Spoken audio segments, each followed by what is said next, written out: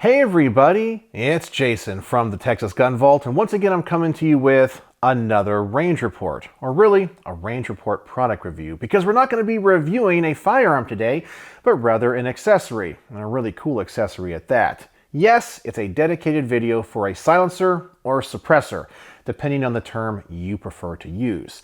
And the suppressor that we will be taking to the range, shooting, reviewing, and talking about is the Knight's Armament 762 QDC CQB-PRG. And that is definitely not the sexiest name they could have given this, but it does give us all of the information we need to know. 762 means this is a 30 caliber suppressor, so you can shoot anything from 300 Blackout, which we will be using in this video, all the way up to 308. QDC means this uses a quick detach system, and you will need a Knight's Armament flash hider designed for this suppressor to utilize it correctly. CQB means this is the shortened version of this design. The full size is called the CRS, and I recently reviewed one of those.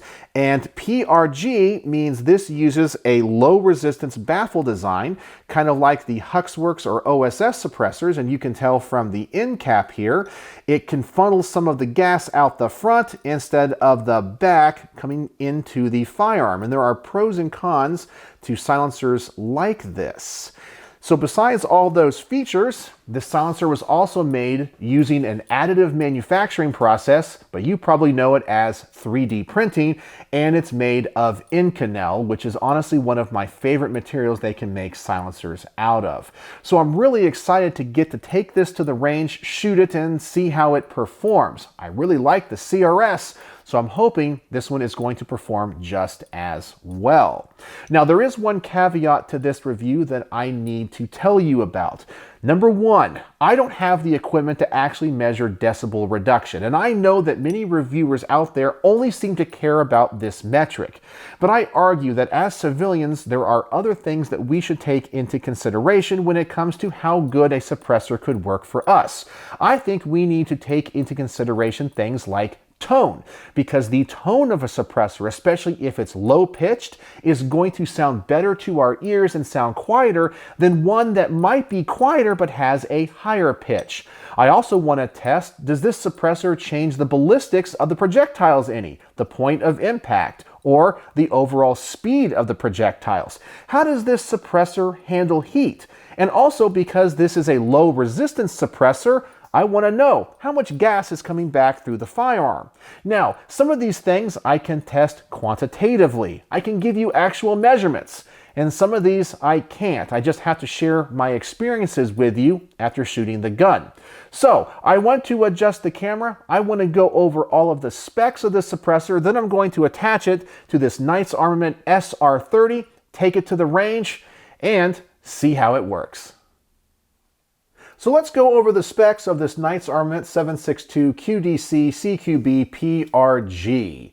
It has an overall length of 6.4 inches. It weighs 19.8 ounces, which is pretty hefty for a suppressor of this size, but that's because it's made of a very dense material, and that material is 718 Inconel, and there are parts of this also made of stainless steel. It is a 30 caliber suppressor, and it is finished in a high temp Cerakote.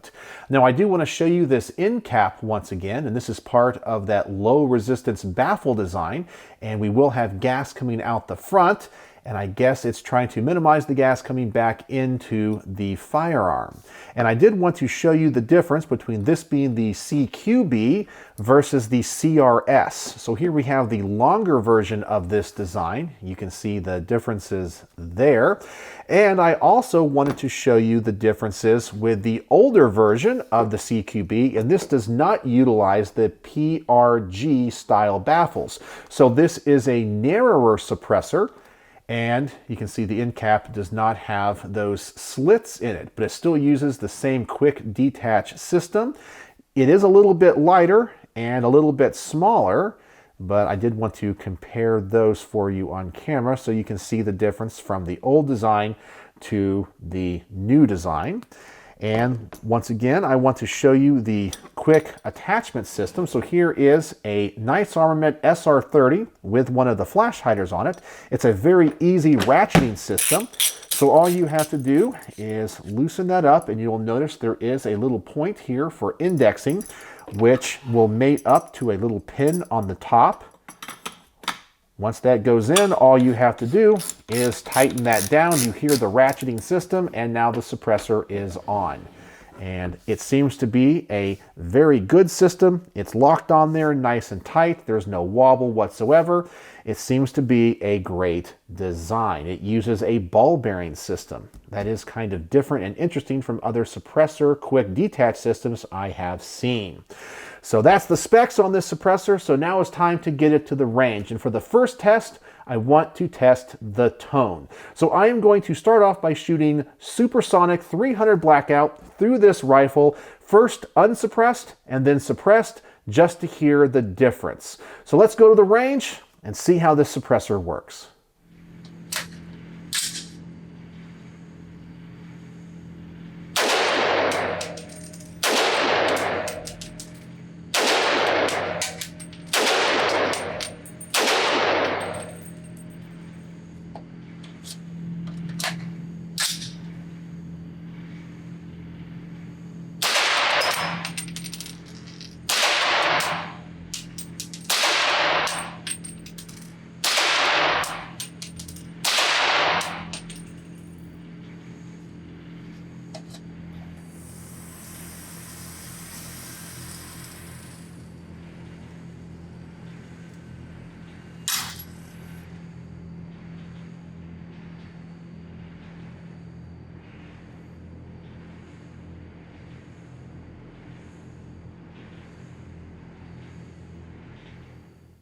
And that was honestly a surprising result and not one that I was expecting, especially after getting to review the CRS version of this design. But before I tell you more about that, there are two people that I want to give a huge shout out to. First and foremost is the owner of this suppressor, who not only donated his time, but also filled out the paperwork to allow me to borrow to make all this content. He's a local fan and subscriber named D. So D, thank you once again. I can't thank you enough. I also want to thank my primary sponsor for all of my range reports, who provides the ammunition and makes them financially feasible for me. His name is Mark, and he owns a custom grip company called Brownworks. And you hear me talk about this amazing company pretty much in all of my range reports. And if you're in the market for a set of custom grips for your Colt 1911, Browning High Power, CZ75, or Beretta 92, amongst many other guns, the company you need to check out is Brownworks. And he can put on custom logos, custom engravings, finish these grips in any kind of color you can think of. He can apply exotic materials like snakeskin and alligator skin, and even make his own laminate woods. Pretty much every grip is customized to your order and to your heart's desire. So I'm going to put a link to his website in the comment section below, as well as a coupon code for 10% off your first order. So please go over there, check out everything he has to offer, and make sure to tell Mark that the Texas Gun Vault sent you when you place your first order. So let's talk about the results of this test. As I mentioned, I recently reviewed the CRS, and I was amazed with how quiet this was and how low the pitch was. I was kind of expecting the same thing, but I have learned that shorter suppressors with a smaller volume will be a little bit louder and have a higher pitch. But with supersonic loadings, this is actually a lot higher and louder than I was expecting. I really thought it would be closer to this one, but unfortunately it was not. It was definitely hearing safe, and it had a pretty good mid-range tone to it, but it wasn't as soft as the CRS. And the CRS is only about an inch longer. So I was expecting, as I said, about the same results, but the differences were kind of night and day. So now the next thing I want to do is go back to the range and do this exact same test, but now with subsonic ammunition. And this could be a big difference because subsonic obviously is going to be a lot quieter. It's also a lot lower pressure. And sometimes with subsonic ammunition, you have a problem when it comes to these rifles. And this does not have an adjustable gas block. So hopefully I'll be able to get subsonic ammunition to run pretty reliable with it. But then hopefully when I add the can, we get that extra resistance. It will be even better. So let's go back to the range and test subsonic ammunition out.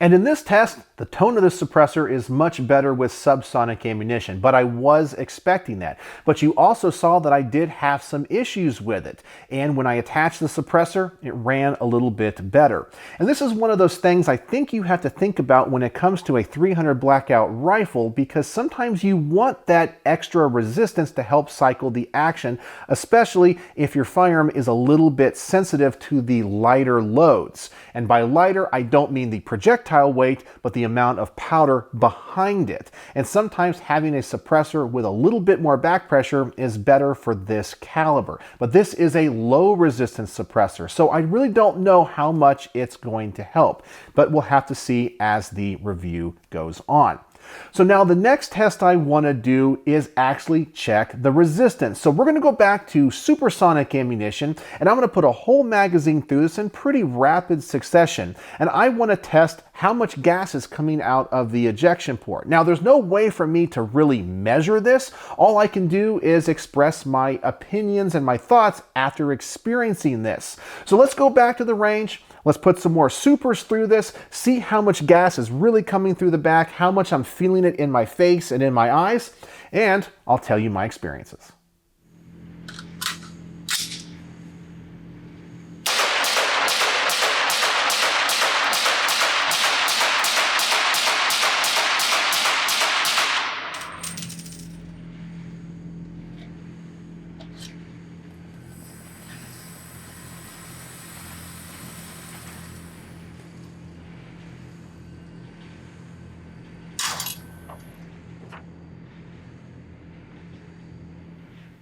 And after reviewing a few of the Huxworks and OSS suppressors, and even back-to-back with the CRS version of this suppressor, this one definitely has a lot more back pressure. I was feeling it, especially in the recoil of the gun. If you go back and look at how this firearm performed, especially how much it moved in my shoulder unsuppressed, then when I was shooting it suppressed, you actually see quite a big difference. I think this extra back pressure is cycling the action a little bit quicker, and it's coming back into my shoulder a little bit more. It's bouncing around more than I was expecting it would. I really didn't have that issue with the full-size can, so that was an unexpected result. So now let's try this test once again with subsonic ammunition and see if it changes anything, and see if the firearm remains to be reliable.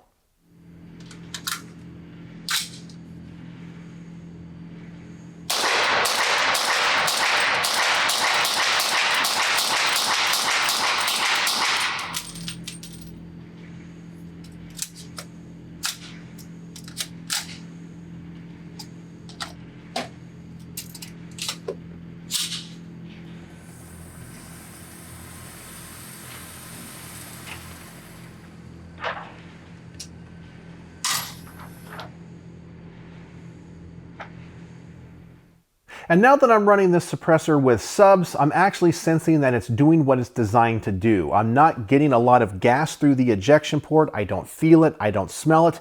But this can actually be a bad thing. And as you saw, I did have some reliability issues with this rifle. Now, I've tried a number of different subsonic loadings, which, by the way, once again, this rifle does not have an adjustable gas block. And I found that the Winchester 200 grain seems to be the best. It's always been right on the cusp of cycling reliably, and I was hoping with just a little bit of extra back pressure it would fix the issue, but it seems like we're still having some problems.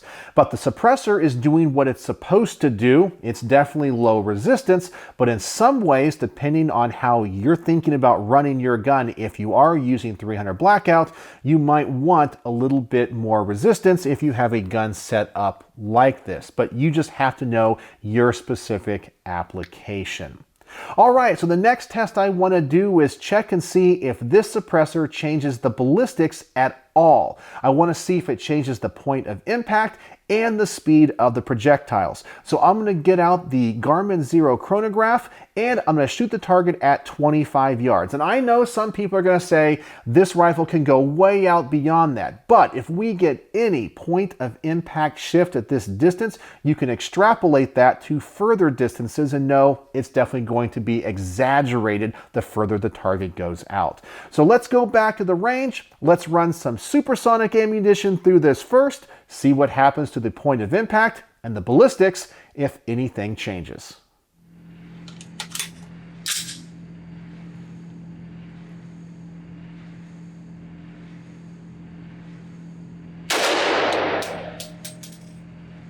$19.53.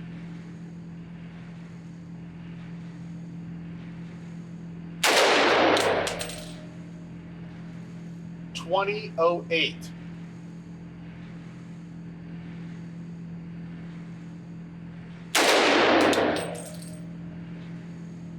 $20.05.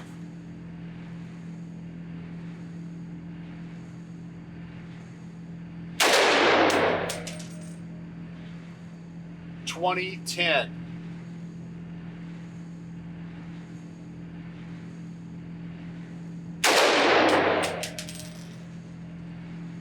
$20.22.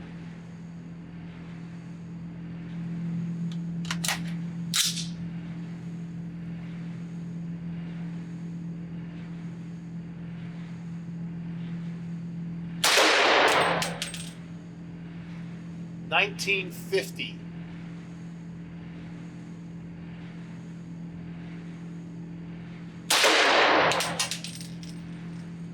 $19.95.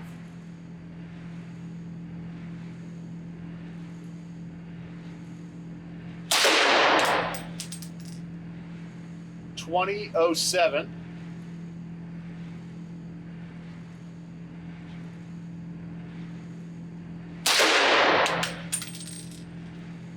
$20.21.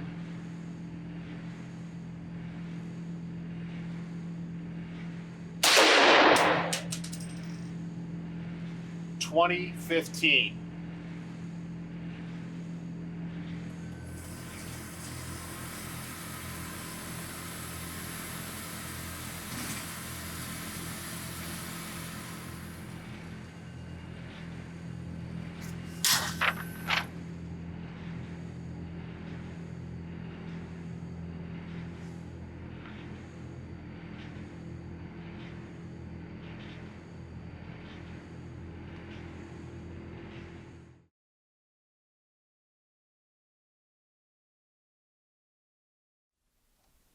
And compared to many other suppressors I have reviewed, this one is actually performing the most consistent from unsuppressed to suppressed.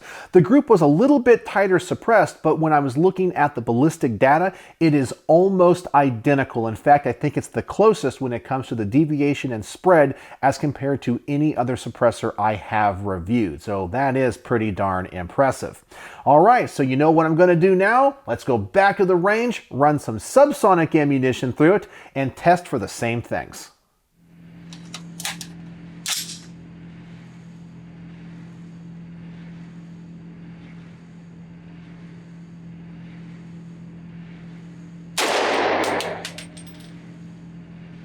$9.46.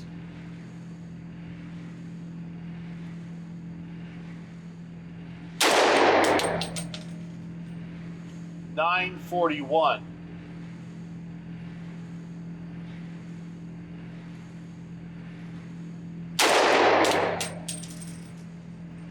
$9.37.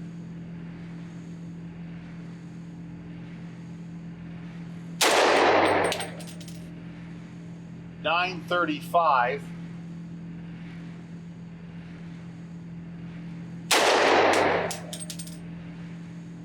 $9.37.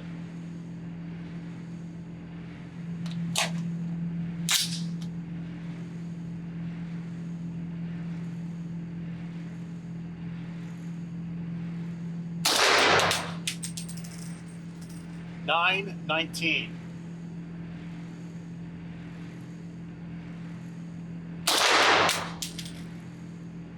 $9.26.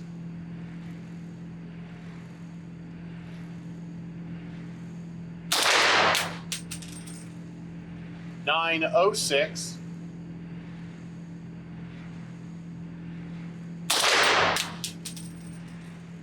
$9.22.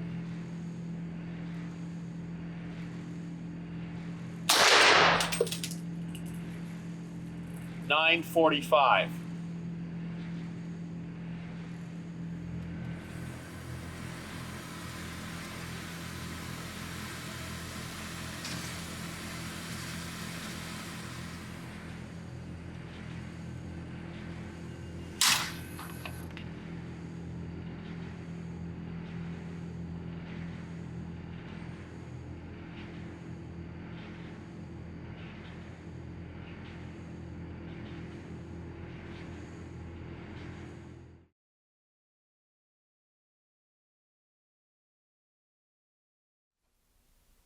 And this was a very unexpected result, especially considering the last test. Now, I do not adjust the zero on any of the optics when I do these suppressor reviews. And as you saw with subsonic ammunition, it grouped really low.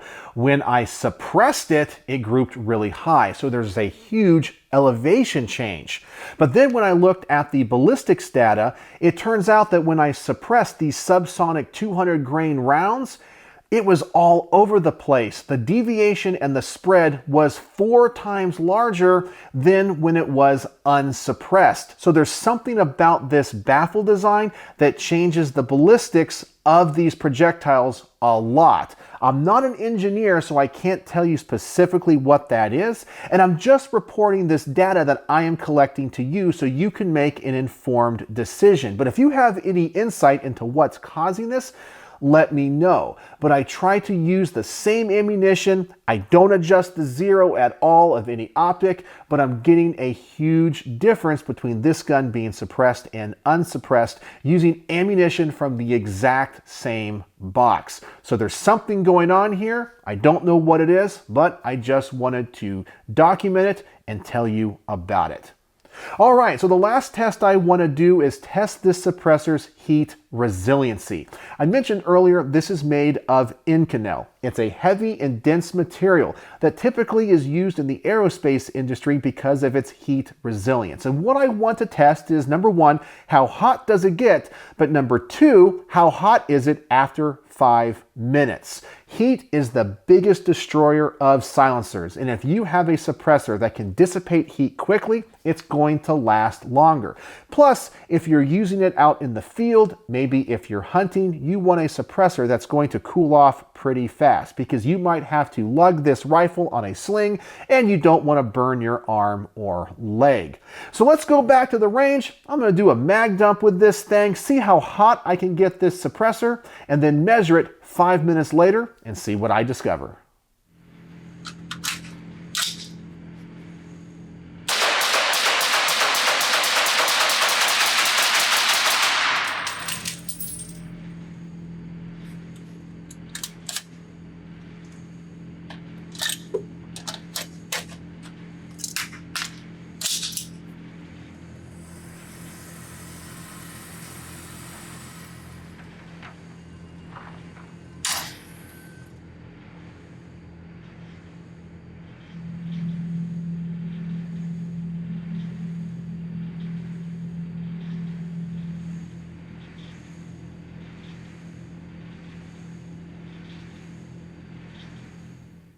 And it seems like the results of this test pretty much mirror the same experiences I had with the CRS version of this suppressor. It gets moderately hot, which is typical of any low resistance suppressor because the baffles have so much more surface area, but because it's made of Inconel, like titanium, it seems to dissipate that heat pretty quickly. In just 5 minutes, the temperatures were getting down to safe levels. And so for a suppressor that is designed for military or law enforcement use, I really don't think there's any way you're going to be able to wear this suppressor out. So what are my final thoughts on the Knights Armament 7.62 QDC CQB-PRG? Well, this is definitely an interesting suppressor. It is well built. I love the fact it is made of Inconel. Its tone is a little bit higher than the CRS, so you have to decide, do you prefer performance or size? Honestly, for just an extra inch, I think the performance is so much better. But then when it comes to the ballistics change, I am very disappointed with how it performed with subsonic ammunition, but with supersonic ammunition, it was really consistent. So once again, if you know why we had that change with the subs, let me know in the comment section below. So on my star system, how would I rate the Knights Armament 7.62 QDC CQB-PRG? Well, I'm only going to give it 3.5 stars out of 5. Nowhere near as good as the CRS, and that's mainly because I love the performance of this. It was very consistent with both supers and subs, and it had a very low tone. This has a higher pitch, and I was getting a lot of inconsistent ballistic data with it on subsonic loadings. So 3.5 stars out of 5. I would just recommend the CRS over the CQB. So tell me in the comments section below, what do you think of shorter suppressors? And what do you think of my tests? Do you think these are relevant? Do you find them useful? Let me know. And as always, thanks for watching.